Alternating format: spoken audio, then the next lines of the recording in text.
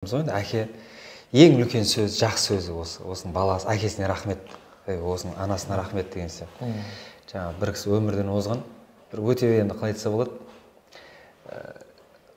қызғаншақ дейміз ба, сараң адам дейміз ба, сондай болған екен да.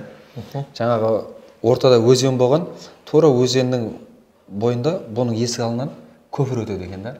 Адамдардың бәрі мына ауылда мына көпірден соның есік алдынан өтеді екен. Сонымен сараңдығы сонша әрбір өткен адамнан бір теңгеден алып отырған ғой. Анажым. Сонымен енді адамдардың бәрі көңілі қалып одан.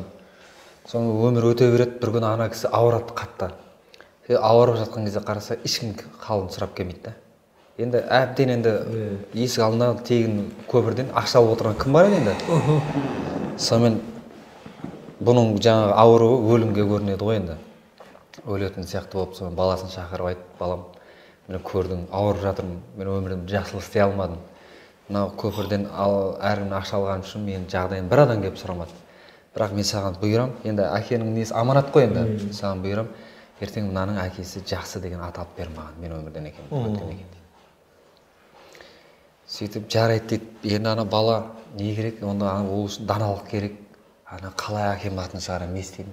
Әкесі өмірден озады сонымен. Сөйтіп бір күні бала таптым шешімін дейді ғой. Сөйтіп жаңағы адамдар өтетін көпірге әкесі бір тиын қосып, ол 3 тиын қойып қойған екен да, 3 теңге алып. Адамдар бір өткен сайын, мынаның әкесі жақсы адам.